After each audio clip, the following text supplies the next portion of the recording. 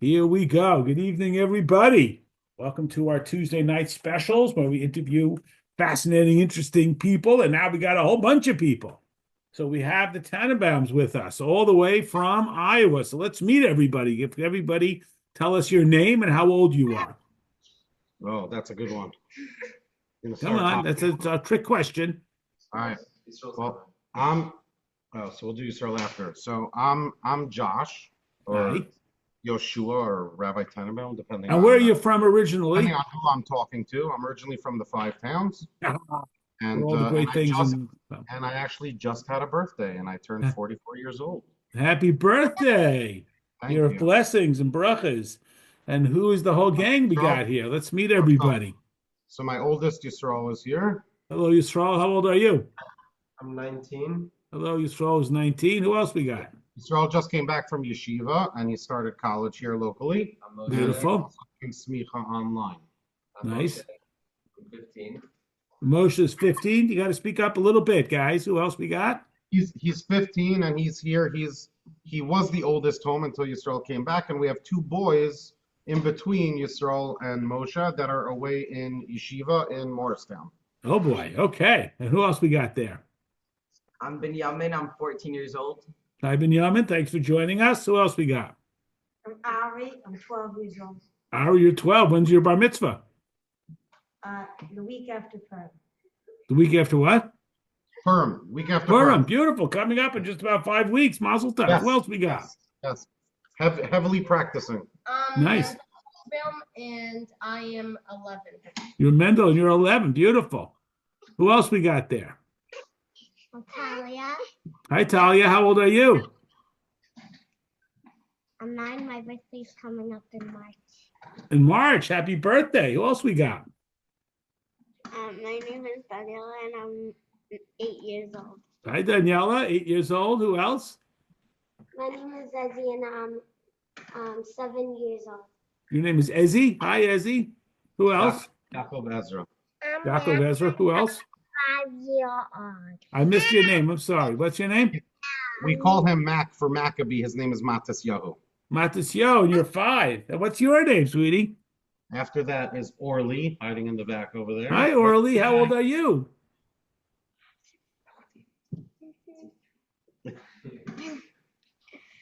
She's a little stage fright. She's 3 years old. 3 years old. And who's? Yeah. And this is Zusha. Say hi. Just turned 2. Hi. And where do you guys live? He just turned 2. Hi, buddy.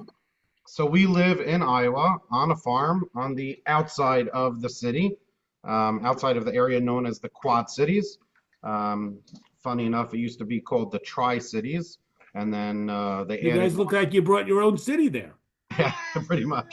Kanina Horror. So, what is a nice Jewish boy from the 5 towns where all the good things come from doing in a farm in Iowa? Are you in the witness protection program? What are you doing out there, guys? Oh my gosh. So I think the easiest, or I guess most realistic answer is that Hashem sent us here, because otherwise I don't think everything would have fallen into place and we would have ended up here.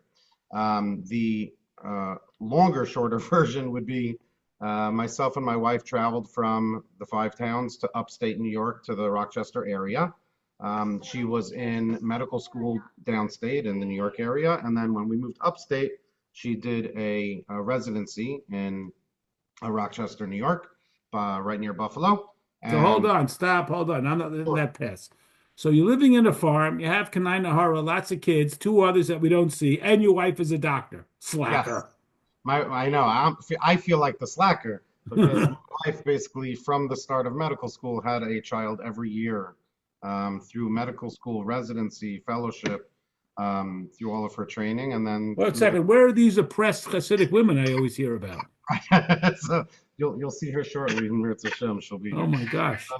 Yeah, no, Baruch Hashem. We like to call her Superwoman, because No kidding. She's incredible what she does. Baruch Hashem, she enjoys what she does, so that makes it probably a little bit easier. But So how did you wind up in Iowa? So she will explain that when she gets here. So how we ended up in Iowa. You want to say something? So basically, we finished with her residency in Rochester, and from there, we basically put it in God's hands. Whenever, I don't know if anybody knows anything about the medical world, but basically, you put in um, kind of like they call it the match. You put you pick a place and you pick your top, three places and what you want to do, and they basically spit out. They collect the dots and they spit out and they tell you where you're going to go. And then you have about a month to 2 months to pick up, move yourself, and go to wherever they found you a spot to a program that you were able to get into for what the field that you wanted. So we ended up matching in Cleveland at the Cleveland Clinic because she wanted to specialize in hearts. So we picked up from Sorry, Rochester. what is arts? Hearts, the Hearts, heart, hearts. heart. Okay, so she's not just a Pulmonary. doctor, she's a heart doctor in the Cleveland Clinic and Kanina Hara, a mother Right. to more kids than we can even see. Beautiful, Baruch Hashem. So we did. Oh, here she is in her scrubs and all. Okay. Oh boy. Okay, he's gonna get the full on. Hello. Good evening. This is your daughter. How old is she? 15? Mommy So you're said the hi. mommy. I am. How are you? Baruch Hashem, thank you for joining us. This is crazy. So I understand that you sit around on the couch all day eating bonbons. Yes. So you just came back from a whole day working in the hospital, Kanina Hara, and tell us how you wound up on the farm. So we're up to you went to Cleveland. We're up to fellowship at the Cleveland Clinic. Oh, yes. So I think at that point in time, we had to make a decision to figure out where were we going to go? Were we going to move back to a big city like New York, where we were from and where we had some family support, and community? Or were we going to continue our adventure toward the Midwest? We really did like the Midwest feel in terms of people and they're down to earth, both in a community setting and in a work setting. It was definitely nice. Hey, there's another little person coming out we haven't met yet. Who's that? That's Zohar. She's our baby. Hello, Zohar. She's 8 months. 8 months, Kanina Hara. Beautiful. Okay. I'm getting overwhelmed just keeping up. And there's 2 more who we haven't even met, you said. They're in Morristown. Shiva, They're yeah. in Yeshiva. Beautiful. Okay, so you were in Cleveland Clinic. You kind of liked it in the Midwest. You Yeah. finished in Cleveland, and you Right. thought to yourself, what's next? So we thought, what's next? And we we're looking for a place where we could have, I guess, some meaning in terms of outreach. Even when we lived in New York, we lived in a place called Valley Stream, which was a very small community that we were involved in. When we were in Rochester, we lived From the start of our marriage, wherever we moved or wherever we transitioned, we wanted to be in a place where we could give back and our chesed to the community, would be the community that we were a part of. And that was something very important that we had as a mindset. Wherever we went, wherever we traveled to, we wanted to kind of be involved to be able to do our part in spreading.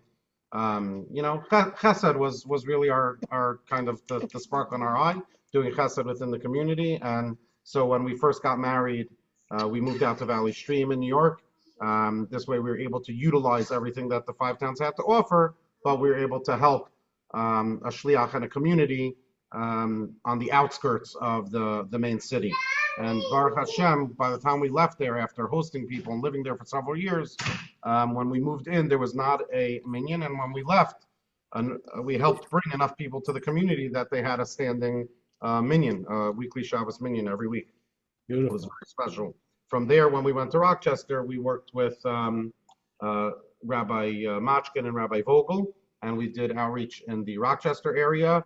And in fact, with my background in construction, I helped develop and build the Chabad on campus building for Rabbi Yaris.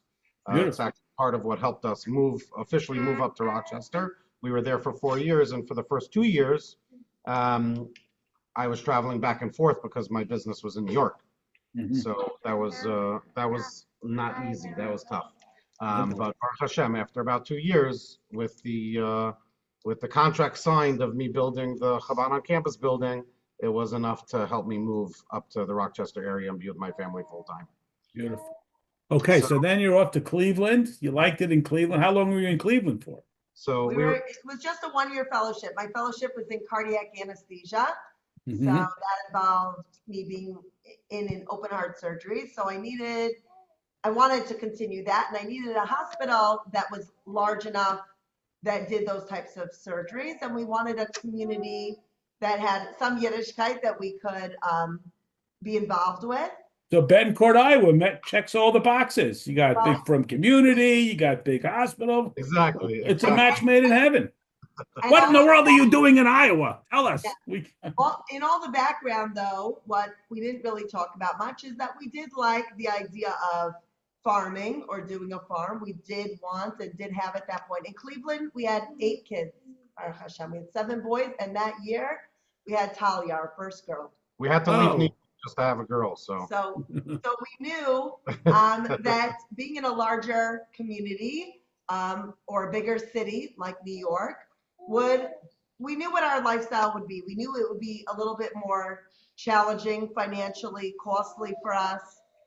We knew that we'd probably kind of both be, out of the house morning till night, and it would be a challenge. And we said, let's try something a little more rural. And we explored what that option would be. We went to a lot of different places.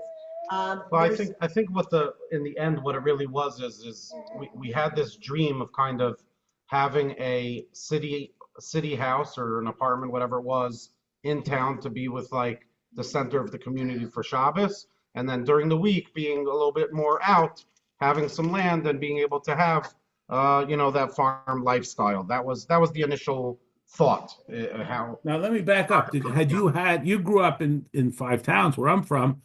Where do you get this farming bug from?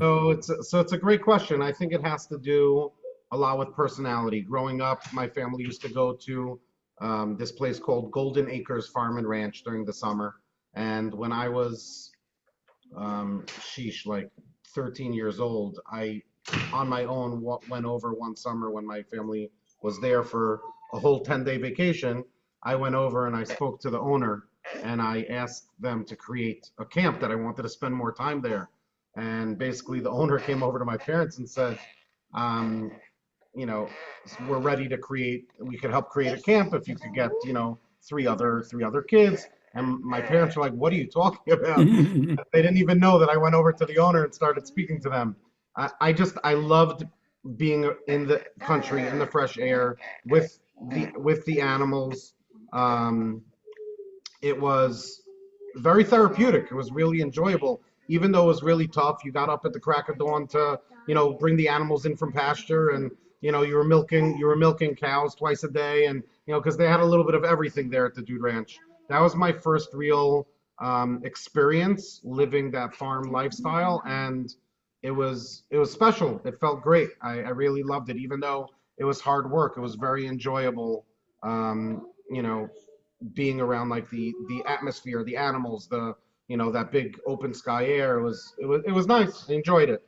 So actually, later on, as I was getting older, when we were in Rochester, my mother called me up and she said, my father always wanted to go and do one of these like city slicker type programs, like horseback riding out in the country, working with cowboy stuff. Right. So there's a yid that runs a camp for kids, and a lot of parents always used to want to go on his programs. And so he decided to make something just for the parents that wanted to go, the fathers. So my mother calls me up and she says, listen, I want to send Dad on this program. It's like a week out in the Idaho mountain range. I don't want to send him alone. Would you want to go with him? So I said, listen, you don't have to twist my arm, but speak to my wife. That she's the one that has to say okay for me to leave, And so she calls me up and she's like, you had your mother call me? I said, well, I couldn't answer. She said, so you think I could say no? He's like, go have a great time with your father. And we went out there, and it was an incredible experience. We literally were horseback out in the mountainside, herding cattle, bringing them in from pasture. It was incredible. And that was while we were in Rochester. And I think that really kind of as we got to the decision-making phase, that really kind of put the nail in the coffin to say, hey, you could always go back to the big city, right? You could always turn around and get a house on the block and, you know, go wherever you want in a big city and shop in the store and eat in the restaurant and send your kids to a school. But it was kind of like a fork in the road for us. And it was We like, said, what's if we the don't big go deal to now, try it? right. We said, try If it. we don't go now and try it now, then we're never really going to try it. Like, then you go back to the city, you get stuck in everyday life. Like, even the fact that we left New York was, I remember when Shira came over to me and said, what do you think about me putting in for her first match for residency, putting in a match for Rochester? And at that point, like, we never even thought about leaving the New York proper area, the tri-state area, because I was working there. We had bought a house, we renovated a house, like, and we had even like just finished renovating. And she came to me and she's like, well, what do you think if I would try to, you know, match upstate? And I'm like, well, that would mean we would have to move, right? And she's like, yeah, well, you know, unless I'm living there by myself, not my family. And so it was, that really started that like broke us free from the, I want to say, the bond to that, you know, city life that we were attached to and always thought that we would stay in, or how would we get out of here? So once we were out and we were already Midwest, after or midway through her fellowship year, and we were making that decision, we said, if we don't try it now, when are we going to go out again, you know? So what do? You go to like farms.com and you find a farm for sale? I mean, you just start from scratch?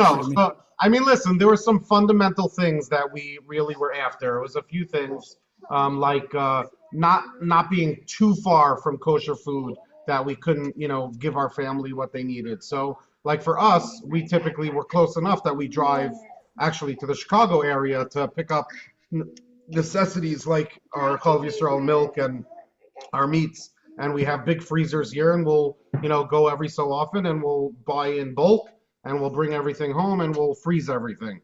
So that has. So what does your farm look like? Is it a poultry farm? Is it an animal? So we have more of what you would call, I guess, a hobby farm than a regular farm, because typically a regular farm focuses on one type of product, whether it be a crop, whether it be an animal. So we have a little bit of everything, because the way our farm developed, it really developed as a teaching farm.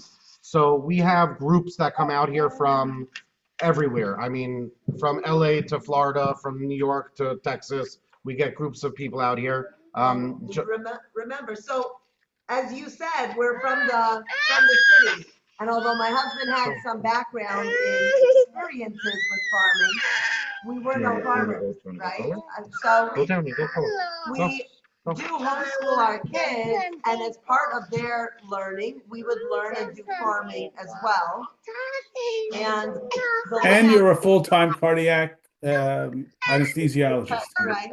So as we're doing our farming, learning, setting up of things, we started slow. Our land used to be in CRP. Sorry. The CRP is like a. Trying to keep the kids happy.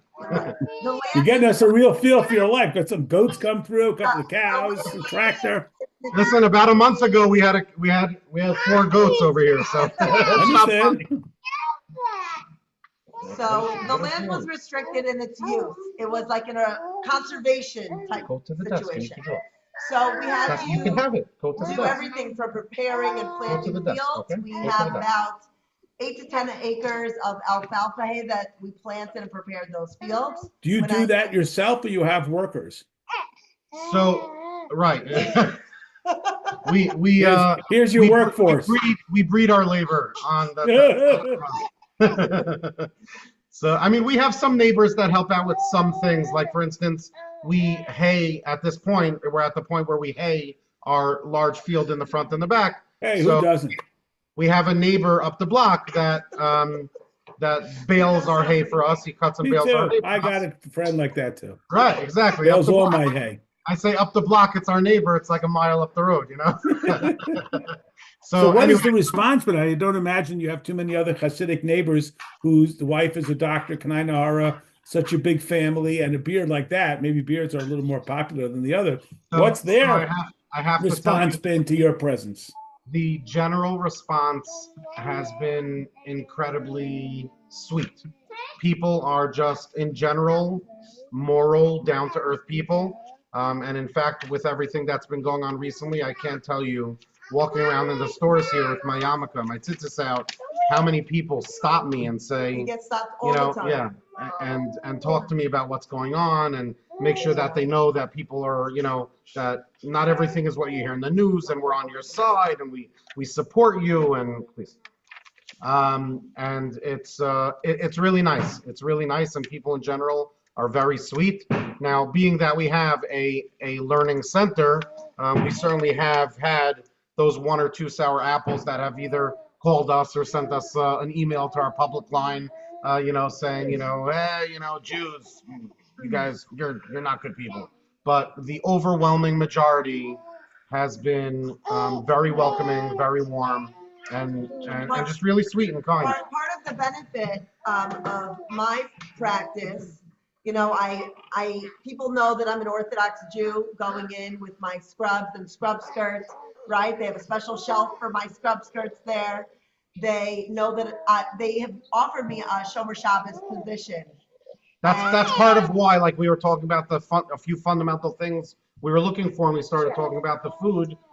One of them was also that they should kind of be respectful of what we were looking for, and the people in this area really came to us and said, what would it take to give you, like, what's this Sabbath thing all about? And like they really called us. They after we interviewed, and I say we because they meet the whole thing, they meet the spouse, and they asked me, what would it take? What does it mean? What are your restrictions? And there's a term that I say now that we laugh about at the hospital, but it's called Iowa nice. Coming from the East Coast originally, I said these people, like, they're schmoozing because they want to schmooze with you. They don't know me. I'm a stranger. They talk slowly. When they ask you how you're doing, it's because they really want to know, Right. How are you doing? Right. And so I call it Iowa nice. And really, the people are genuinely kind here. And it showed through the group, through the hospital. And they've been very respectful for us and my holidays. When it's late on Friday, if I'm still there, especially in the winter, they're saying, get home. What are you still doing here? It's funny when she comes home and she's like, I know I'm late. I saw so-and-so in the hallway, and they looked at their watch and looked at me and was like, aren't you supposed to be getting home? Yeah. So it's been a pleasure to have that level of support. And probably I get that so much so because there aren't a lot of Yidden here, competing for that. So that has been beneficial to me, for sure. So which one of the kids is going to jump in here and share with their experience? What's it like growing up on a farm? Who wants to tell us a little bit about what it's like to grow up on a farm? Come on, who wants to speak a Who little? wants to Don't share? be We can do shy. an older one and a younger one. Yeah, who wants to speak first and tell us about what it's like One of you guys. growing up on the farm? Who can share with us what they like best and what's the hardest part? Tell us your name again. Me, I'm Moshe. Moshe, how old are you? 15. 15. So you were born before your family moved to the farm or after? 4. Before. So what would you say to a bunch of city people like us? What is the best part and what's the hardest part of living on a farm? The best part is probably the nature and the freeness outside, and You can see that online, you don't have to actually go outside and get. Yeah. And what's the hardest part? What would you say is the biggest challenge? working. I mean, Working the farm. Do you have a favorite part and a least favorite part? keeping through to getting up in the morning and feeding the animals. It's We like to say it's a lot of work on the farm, but it's very rewarding work. Like, What kind of animals? Can you give us you got cows, you got goats, you got buffalo. What do you got?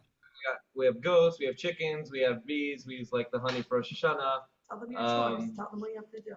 We got a recent addition. We have horses now. Okay. Do you ride horses? Yep.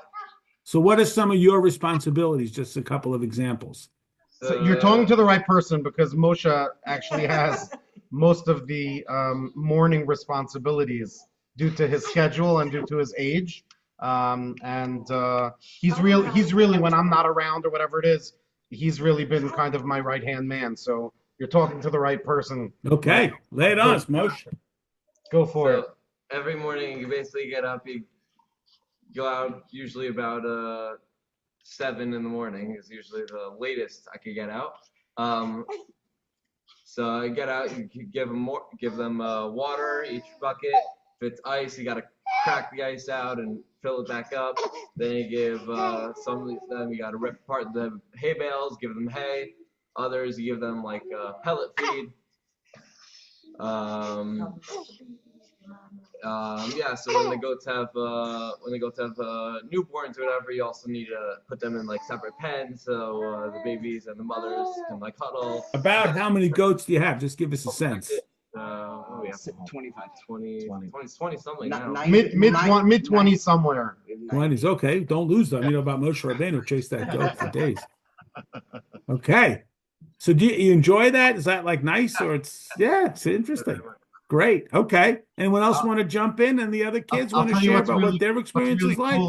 What's really cool is watching the city kids that come, whether it be with a group during the year or with our camp during the summer, and watching like the young ones, as young as like this one behind me, teaching the teens that come, or even 20s or even parents, how to do things around the farm. Like it's really cool and cute to see, a 7, 8, 9, 10-year-old teach anywhere from 15, 16 to 40-something-year-old how to do farm chores. Okay, great. So it sounds like you guys are a whole bunch of fun. Anyone else want to jump in and the other kids want to share a story or a chore or a challenge, something that's hard for you, something you really look forward to, the spring, the summer, the winter, the favorite animal? Anyone? Horse? Who wants to say? You can? Go ahead. Come on, somebody.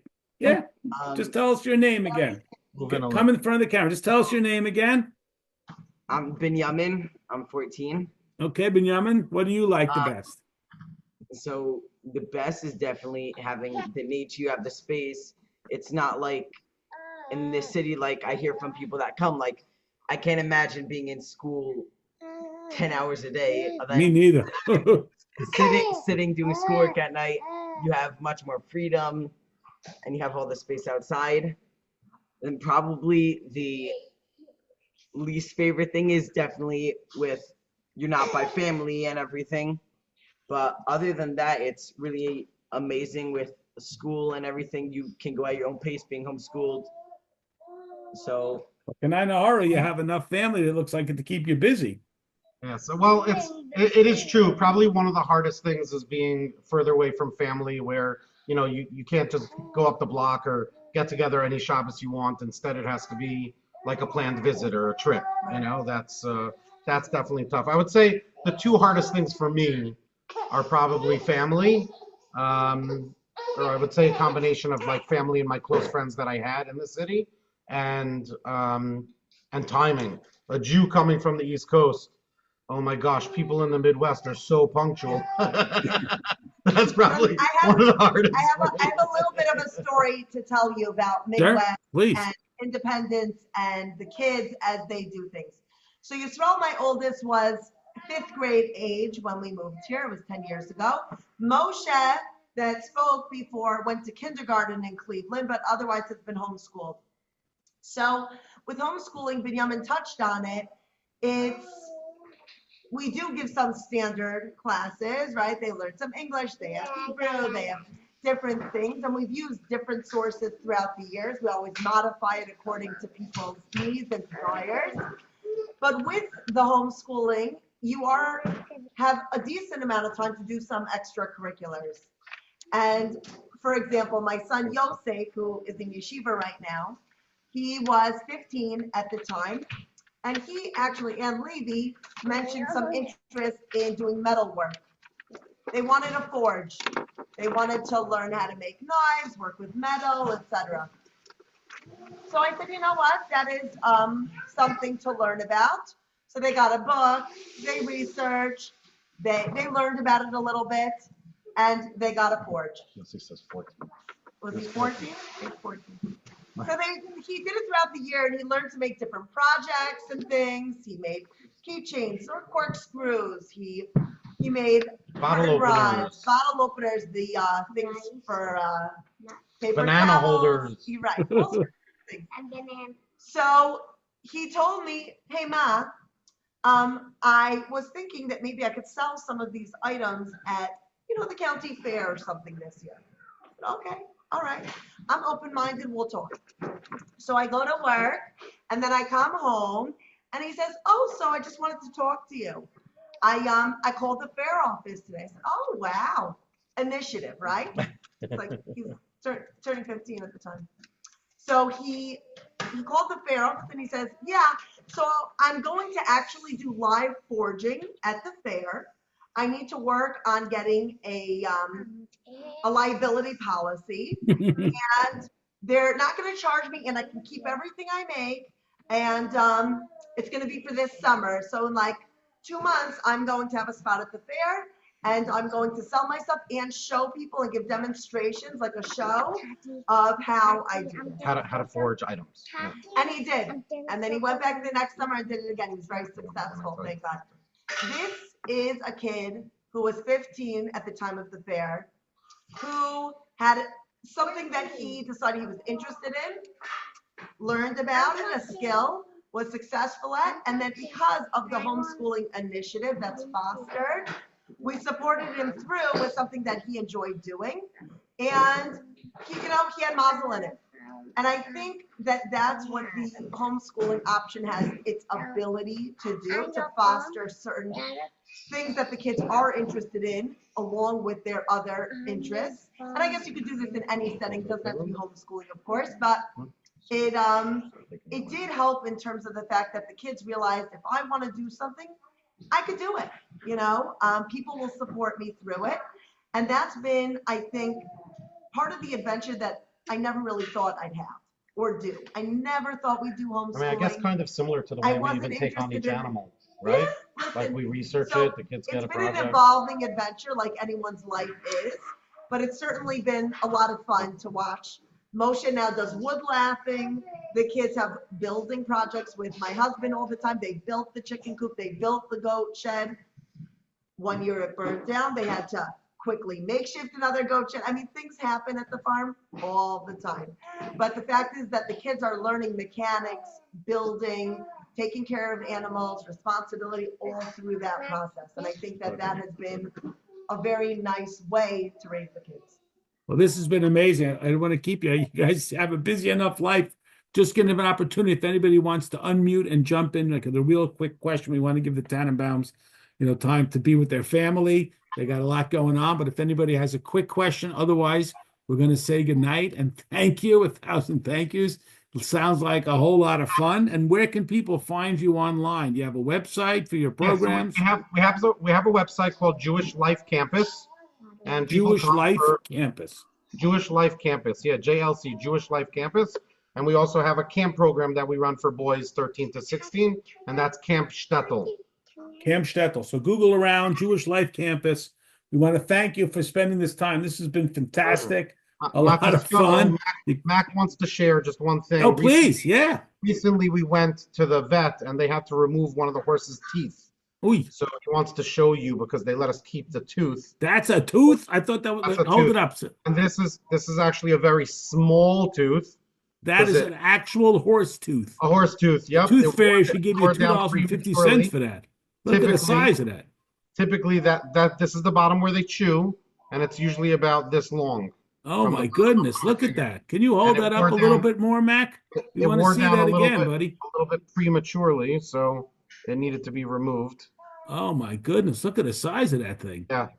And the bottom, the way a horse tooth is, it has a cement layer with like a softer layer, and that allows them to grind. Horses chew in a circular motion. So if you'll see, this was a right side tooth. So you see the outside, it's like slanted. I don't know if you can tell. right? It goes down because that's how they chew in that circular motion. That's So crazy. it was taken out of the right side of the horse's mouth. Here you go. Well, thanks for sharing that, Mac. That's real interesting. Well, you guys are great. This has been a lot of fun. Thank you for spending the time. You look like you guys got a lot of busy days ahead. Baruch Hashem, it's always busy. It's always good. It's always an adventure. Wow, amazing. Crazy story. Thank you so much. Good night, everybody. We'll be on tomorrow night to learn some Tanya, but thank you for sharing your time with us. Bye, guys. It was great to meet you. Thank you. Next time you come to Chicago, I hope you'll come to Base Menachem. We'll have lollipops for you for sure. You guys are the best. Thank you. Good night, everyone. Good night.